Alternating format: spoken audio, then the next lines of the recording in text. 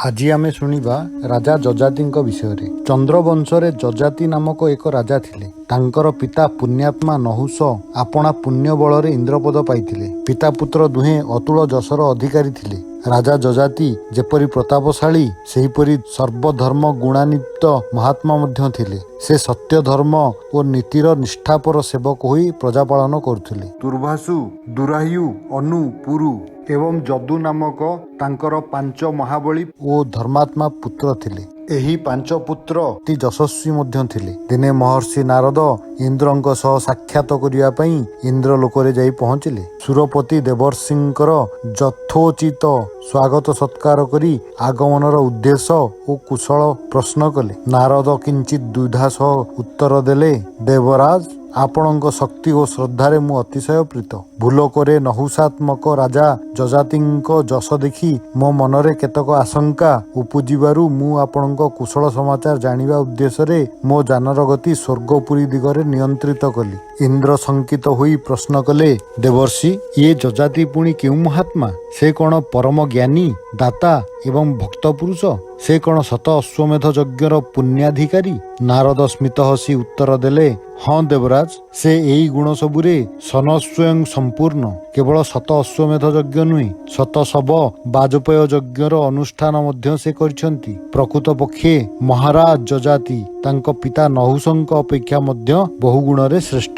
ଏହି କୂଟ ସମ୍ବାଦ ଦେଇ ଚିରଚଞ୍ଚଳ କୂଟନୀତିକ ନାରଦ ହରିନାମ ସ୍ମରଣ କରି ଇନ୍ଦ୍ରପୁରୀରୁ ବିଦାୟ ନେଲେ। ନାରଦଙ୍କ କଥା ଶୁଣି ଦେବରାଜ ଆତଙ୍କିତ ହୋଇ ପଡ଼ିଲେ। କେଜାଣି ଯଯାତି ଯଦି ତାଙ୍କ ଇନ୍ଦ୍ରପଦର ଅଭିଳାଷୀ ହୁଅନ୍ତି? ଶବ ଅଶ୍ୱମେଧ ଯଜ୍ଞର ପୁଣ୍ୟ ପ୍ରଭାବରେ ରାଜା ନହୁଷ ଇନ୍ଦ୍ରପଦ ପ୍ରାପ୍ତ ହୋଇଥିଲେ। ଯଯାତି ତାଙ୍କଠାରୁ ଅଧିକ ଯଶସ୍ୱୀ ଓ ପୁଣ୍ୟାତ୍ମା। ସୁରପତି ଏହି ସବୁ ଚିନ୍ତା କରି ମନେ ମନେ ସ୍ଥିର କଲେ, ସେ କୌଣସି ପ୍ରକାରେ ରାଜା ଯଯାତିଙ୍କୁ ସ୍ୱର୍ଗକୁ ଆଣିବାକୁ ହେବ। ଏହି ସ୍ଥିର ନିଶ୍ଚୟରେ ଉପନୀତ ହୋଇ ଇନ୍ଦ୍ର ତାଙ୍କର ସାରଥୀ ମାତଳିକୁ ପୁଷ୍ପକ ଯାନ ସହ ରାଜା ଯଯାତିଙ୍କ ନିକଟକୁ ଦୂତ ରୂପେ ପଠାଇଲେ। ଯଯାତି ଇନ୍ଦ୍ର ସଭା ତୁଲ୍ୟ ଆପଣା ରାଜସଭାରେ ପାରିଷଦ ଗଣଙ୍କ ସହ ବସିଥିଲେ। ମାତଳି ସେଠାରେ ପହଞ୍ଚି ରାଜା ଯଯାତିଙ୍କୁ ଅଭିନନ୍ଦନ ଜଣାଇ ନିବେଦନ କଲେ, ମହାରାଜ, ଆପଣଙ୍କ ଯଶ ସ୍ୱର୍ଗପୁରୀରେ ଦେବରାଜ ଇନ୍ଦ୍ରଙ୍କର କର୍ଣ୍ଣଗୋଚର ହୋଇଛି। ସେ ଆପଣଙ୍କ ଅତୁଳ କୀର୍ତ୍ତିରେ ପ୍ରଭାବିତ ହୋଇ ଆପଣଙ୍କ ନିକଟକୁ ଆମନ୍ତ୍ରଣ ପଠାଇଛନ୍ତି। ଆପଣ ସ୍ୱର୍ଗ ଲୋକକୁ ଆସି ଦେବରାଜଙ୍କୁ ଆପଣଙ୍କ ସାନ୍ନିଧ୍ୟ ଦାନ କରି ଧନ୍ୟ କରନ୍ତୁ। ପୁଣ୍ୟାତ୍ମା ଦେବ, ଆପଣ ଏହି ପଞ୍ଚଭୌତିକ ଶରୀର ତ୍ୟାଗ କରି ଦିବ୍ୟ ରୂପରେ ସ୍ୱର୍ଗ ଆଗମନ କରନ୍ତୁ। ଆପଣଙ୍କ ଯାତ୍ରା ନିମନ୍ତେ ମୁଁ ଦେବରାଜଙ୍କ ବ୍ୟକ୍ତିଗତ ବିମାନ ପୁଷ୍ପକ ଘେନି ଆସିଛି। ଇନ୍ଦ୍ର ସାରଥୀ ମାତଳିଙ୍କ କଥା ଶୁଣି ରାଜା ଯଯାତି କହିଲେ, ଆର୍ଯ୍ୟ, ମୁଁ ଏ ଶରୀର ତ୍ୟାଗ କରିପାରିବି ନାହିଁ। ଏ ଶରୀର ଅତ୍ୟନ୍ତ ଦୋଷର ଆଧାର। ତଥାପି ଏ ଶରୀର ତ୍ୟାଗ କରି ସ୍ୱର୍ଗ ଯିବାର ଅଭିଳାଷ ବା ମୋହ ମୋର ନାହିଁ। ଜୀବ ଓ ଦେହ ମଧ୍ୟରେ ଅତି ଘନିଷ୍ଠ ସମସମ୍ପର୍କ ରହିଛି। ଏହି ଭୌତିକ ଦେହ ମଧ୍ୟରେ ଥାଇ ମଧ୍ୟ ମୁଁ ସର୍ବଦା ହୃଷିକେଶ ନାରାୟଣଙ୍କୁ ଧ୍ୟାନ କରିପାରୁଛି। ସେହି ଅମୃତ ରସାୟନ ସେବନ କରି ମୋର ଶରୀର ଜରାମୁକ୍ତ ହୋଇ ରହିଛି। ମର୍ତ୍ତ୍ୟ ଲୋକରେ ରହି ଏହି ଧର୍ମର ପାଳନ, ପୋଷଣ ଓ ପ୍ରଚାର କରିବାର ସ୍ଥିର ବ୍ରତ ମୁଁ ଗ୍ରହଣ କରିଛି। ତେଣୁ ଦେବରାଜଙ୍କ ଆମନ୍ତ୍ରଣ ରକ୍ଷା କରି ନ ପାରି ମୁଁ ବଡ଼ ଦୁଃଖିତ। ଯଯାତିଙ୍କ କଥା ଶୁଣି ଦେବଦୂତ ମାତଳି ଅତି ପ୍ରସନ୍ନ ଚିତ୍ତରେ ତାଙ୍କର କଲ୍ୟାଣ କାମନା କରି ଇନ୍ଦ୍ରଙ୍କ ନିକଟକୁ ଫେରିଗଲେ। ସ୍ୱର୍ଗପୁରୀରେ ପହଞ୍ଚି ସେ ଇନ୍ଦ୍ରଙ୍କ ନିକଟରେ ଯଯାତିଙ୍କ ସକଳ ବୃତ୍ତାନ୍ତ ନିବେଦନ କଲେ। ଦେବରାଜ ନିରାଶ ହୋଇ ଯଯାତିଙ୍କୁ ସ୍ୱର୍ଗକୁ ଆଣିବା ପାଇଁ ନୂତନ ଉପାୟ ଚିନ୍ତା କରିବାକୁ ଲାଗିଲେ। ଯମପୁରୀରେ ସ୍ୱୟଂ ଯମରାଜ କିଂ କର୍ତ୍ତବ୍ୟ ବିମୂଢ଼ ଓ ଚିନ୍ତିତ ହୋଇ ବସିଥିଲେ। ଧରିତ୍ରୀରେ ମୃତ୍ୟୁର ଯେ ଆଉ ସ୍ଥାନ ନାହିଁ, ମାନବ ଯେ ଅମର ହୋଇଗଲେ। ଯମରାଜ କୌଣସି ଉପାୟ ଚିନ୍ତା କରି ନ ପାରି ଦେବରାଜ ଇନ୍ଦ୍ରଙ୍କ ନିକଟକୁ ଆସି ମୃତ୍ୟୁ ଲୋକର ଅବସ୍ଥା ତଥା ରାଜା ଯଯାତିଙ୍କ ମୃତ୍ୟୁଞ୍ଜୟ ଯୋଜନା ସମ୍ପର୍କରେ ସକଳ ବୃତ୍ତାନ୍ତ ଜଣାଇଲେ। ଧର୍ମରାଜଙ୍କ କଥା ଶୁଣି ଦେବରାଜ ପୁଣି ଚିନ୍ତିତ ହୋଇଗଲେ। ଯଯାତିଙ୍କୁ ସ୍ୱର୍ଗପୁରୀକୁ ଆଣିବାର ବାସନା ତାଙ୍କ ଭିତରେ ଏଥର ନୂତନ ରୂପେ ଗ୍ରହଣ କଲା। ଦେବରାଜ ଇନ୍ଦ୍ର ଏକ ଅପୂର୍ବ କୌଶଳ ପ୍ରୟୋଗ କଲେ। ସେ କାମଦେବ, ମକରନ୍ଦ, ରତି ଓ ଗନ୍ଧର୍ବଙ୍କୁ ଆପଣା ପରିକଳ୍ପନା ସମ୍ବନ୍ଧରେ ବୁଝାଇ ଯଯାତିଙ୍କୁ ସ୍ୱର୍ଗପୁରୀକୁ ଆଣିବା ନିମନ୍ତେ ନିର୍ଦ୍ଦେଶ ଦେଲେ। ଦେବରାଜଙ୍କ ଆଜ୍ଞା ପାଳନ କରି ସ୍ୱର୍ଗପୁରୀର ମିତ୍ରମଣ୍ଡଳୀ ରାଜା ଯଯାତିଙ୍କ ସଭାରେ ଯାଇ ଉପସ୍ଥିତ ହେଲେ। ଏହି ମିତ୍ରମଣ୍ଡଳୀ ରାଜସଭାରେ ନାଟକ ପ୍ରଦର୍ଶନ କରିବାର ଅଭିଳାଷ ଜଣାଇ ଅନୁମତି ପ୍ରାର୍ଥନା କଲେ। ରାଜା ଯଯାତି ସାଦର ସ୍ୱୀକୃତି ଦେଲେ।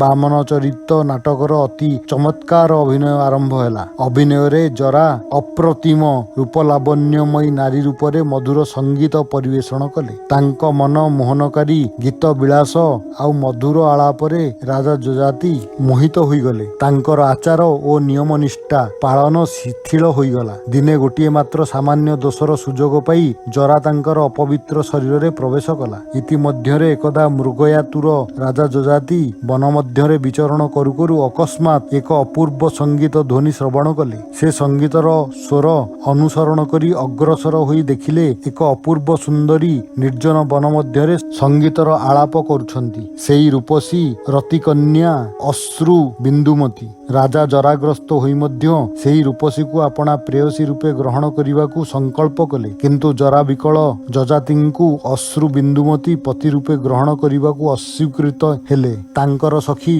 ବିଶାଳ ରାଜାଙ୍କୁ ପରାମର୍ଶ ଦେଲେ, ଯଦି ଆପଣ ଜରାମୁକ୍ତ ହୋଇପାରିବେ ତାହେଲେ ଆପଣଙ୍କ ମନୋକାମନା ପୂର୍ଣ୍ଣ ହେବ। ଆପଣଙ୍କର କୌଣସି ପୁତ୍ରଙ୍କୁ ଆପଣଙ୍କ ଜରା ଦାନ କରି ତାଙ୍କର ତାରୁଣ୍ୟ ଗ୍ରହଣ କରି ଆସନ୍ତୁ।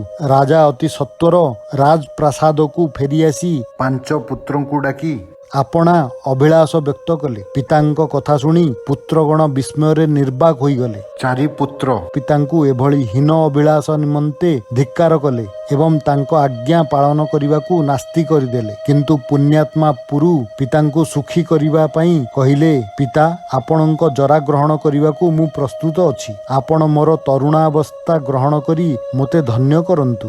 ଆପଣଙ୍କୁ ସୁଖୀ କରିପାରିଲେ ମୋର ଜନ୍ମ ସାର୍ଥକ ମନେ କରିବି। ମୁହାଚ୍ଛନ୍ନ ରାଜା ପୁରୁଙ୍କୁ ଆପଣା ରାଜ୍ୟ ଓ ସମ୍ପୂର୍ଣ୍ଣ ବୈଭବର ଶାସନ ଓ ରକ୍ଷକ ରୂପେ ନିଯୁକ୍ତି କରି ଅଶ୍ରୁ ବିନ୍ଦୁମତୀକୁ ପ୍ରେୟସୀ ରୂପେ ଗ୍ରହଣ କରିବା ପାଇଁ ବନକୁ ଗମନ କଲେ। ତାଙ୍କୁ ପାଇ ସେ ସହସ୍ର ବର୍ଷ ଆନନ୍ଦରେ ବିହାର କରି ରାଜ୍ୟର କେବଳ ପ୍ରତୀକ ହୋଇ ରହିଲେ। ଦିନେ ଅଶ୍ରୁ ବିନ୍ଦୁମତୀ ରାଜା ଯଯାତିଙ୍କ ନିକଟରେ ଇହଲୋକ ଓ ଦେବଲୋକ ଦର୍ଶନ କରିବା ନିମନ୍ତେ ଆଗ୍ରହ ପ୍ରକାଶ କଲେ। ରାଜାଙ୍କୁ ଦ୍ୱିଧାଗ୍ରସ୍ତ ଦେଖି ସେ ଚିତ୍ତ ବିଜୟିନୀ ସୁନ୍ଦରୀ କହିଲେ, ଆପଣଙ୍କର ଅସାଧ୍ୟ କଣ? ତପସ୍ୟା, ଯଶ, ବଳବୀର୍ଯ୍ୟ ଓ ଦାନରେ ଆପଣଙ୍କ ସମତୁଲ୍ୟ ଆଉ କିଏ ଅଛି? ଆପଣ ଥରେ ମୋତେ ପ୍ରତିଶ୍ରୁତି ଦେଇଥିଲେ ମୋର କୌଣସି ପ୍ରିୟ କଳ୍ପନାକୁ ଫଳବତୀ କରିବେ ବୋଲି। ତାହେଲେ ଆଜି ଏ ଦ୍ୱିଧା କାହିଁକି? ମହାରାଜ, ରାଜା ଗମ୍ଭୀର ଭାବରେ ଉତ୍ତର ଦେଲେ, ଭଦ୍ରେ, ତୁମର କଥନ ଅତି ସତ୍ୟ। ମୋ ପାଇଁ ଅସାଧ୍ୟ କିଛି ନାହିଁ। କିନ୍ତୁ ସ୍ୱର୍ଗ ଲୋକକୁ ଯିବା ପାଇଁ ଇଚ୍ଛା ମୋର ନାହିଁ। ଥରେ ଦେବରାଜ ଇନ୍ଦ୍ର ସ୍ୱୟଂ ରଥ ସହ ମାତଳିକୁ ମୋ ନିକଟକୁ ପଠାଇ ଆମନ୍ତ୍ରଣ ଜଣାଇଥିଲେ। ତଥାପି ମୋ ରାଜ୍ୟକୁ ସ୍ୱର୍ଗତୁଲ୍ୟ ଗଢ଼ିବାର ଏକାନ୍ତ ପରିକଳ୍ପନାରେ ସେ ଆମନ୍ତ୍ରଣ ମୁଁ ପ୍ରତ୍ୟାଖ୍ୟାନ କଲି। ସ୍ୱର୍ଗପୁରୀ ବା ଇନ୍ଦ୍ରପଦର ଅଭିଳାଷ ମୋର ନାହିଁ। ତଥାପି ଦୈବ ଦୁରୁତିକ୍ରମ ହଉ। ଯଯାତି ଆପଣା ପ୍ରିୟ ପୁତ୍ର ପୁରୁଙ୍କୁ ଡାକି କହିଲେ, ଧର୍ମାତ୍ମନ୍ ପୁରୁ, ତୁମେ ମୋର ପୁତ୍ରଙ୍କ ମଧ୍ୟରେ ଶ୍ରେଷ୍ଠ। ତୁମେ ହିଁ ଏକମାତ୍ର ସୁପୁତ୍ର। ପିତାର ସୁଖ ପାଇଁ ଆପଣାର ଯୌବନ ଦାନ କରି ତୁମେ ସ୍ୱୟଂ ଜରାଗ୍ରସ୍ତ ହେଲ। ଆଜି ମୁଁ ବି ଆପଣାର ଋଣ ପରିଶୋଧନ କରିବାକୁ ସ୍ଥିର କରିଛି। ତୁମେ ଏଥର ମୋର ଜରା ଫେରାଇ ଦିଅ, ଆଉ ତୁମର ତାରୁଣ୍ୟ ବିଭୂଷିତ ନବୋଦିତ ସୂର୍ଯ୍ୟ ସଦୃଶ କାନ୍ତି ଗ୍ରହଣ କର। ଏ ରାଜ୍ୟ ସିଂହାସନ ସବୁ ତୁମର। ତୁମେ ଧର୍ମନିଷ୍ଠ ହୋଇ ପ୍ରଜା ପାଳନ କର। ପୁଣ୍ୟାତ୍ମା ଯଯାତି ସ୍ୱକୀୟ ଜରା ଗ୍ରହଣ କରି ଅଶ୍ରୁ ବିନ୍ଦୁମତୀଙ୍କ ସହ ସୁରଲୋକକୁ ଯାତ୍ରା କଲେ। ସେଠାରେ ସେ ଇନ୍ଦ୍ରଲୋକ, ବ୍ରହ୍ମଲୋକ ଓ ରୁଦ୍ରଲୋକ ପରିଦର୍ଶନ କରି ଅବଶେଷରେ ସର୍ବକ୍ଲେଶହର ଅନାମୟ ବିଷ୍ଣୁ ଲୋକକୁ ଯାଇ ପରାତ୍ମର ପରମେଶ୍ୱରଙ୍କୁ ଦର୍ଶନ କଲେ ଓ ପରମ ଭକ୍ତିରେ ତାଙ୍କର ପଦପ୍ରାନ୍ତରେ ପ୍ରଣତି ଜଣାଇଲେ। ଭକ୍ତବତ୍ସଳ ଭଗବାନ ବିଷ୍ଣୁ ପ୍ରସନ୍ନ ହୋଇ କହିଲେ, ସୁବ୍ରତ, ମୁଁ ତୁମର ଆଲୌକିକ ଧର୍ମ ଓ କର୍ମରେ ଅତି ମୁଗ୍ଧ ହୋଇଛି। ତୁମର ଅଭୀଷ୍ଟ ପ୍ରାର୍ଥନା ବ୍ୟକ୍ତ କର। ତୁମ ଭଳି ଭକ୍ତଙ୍କ ନିମନ୍ତେ ମୋର ଆଦେୟ କିଛି ନାହିଁ। ପରମ ଭକ୍ତ ଯଯାତି ଯୋଡ଼ ହସ୍ତରେ ନାରାୟଣଙ୍କୁ ସ୍ତୁତି କରି କହିଲେ, ଦେବଦେବ ସୁଦର୍ଶନଧାରୀ, ମୁଁ ଯେପରି ଚିରକାଳ ଆପଣଙ୍କ ଭକ୍ତ ହୋଇ ରହିବି, ଏହି କଲ୍ୟାଣ କେବଳ ମୋତେ ଦିଅନ୍ତୁ। ଭଗବାନ ସ୍ମିତ ହସି କହିଲେ, ତୁମର ଇଚ୍ଛା ପୂରଣ ହେଉ ଯଯାତି। ଯଯାତି ସପତ୍ନୀକ ସେହି ବିଷ୍ଣୁ ଲୋକରେ ବାସ କଲେ। ଶରଣାକ୍ଷତ ରକ୍ଷକ ନାରାୟଣଙ୍କ ଅପାର କରୁଣାରୁ ଯମରାଜ ବା ଦେବରାଜଙ୍କ ଠାରୁ ତାଙ୍କର ଆଉ କୌଣସି ଭୟର ଆଶଙ୍କା ରହିଲା ନାହିଁ। କଥାଟି ସରିଲା। End of the video. Please like, share and subscribe. Thank you for watching.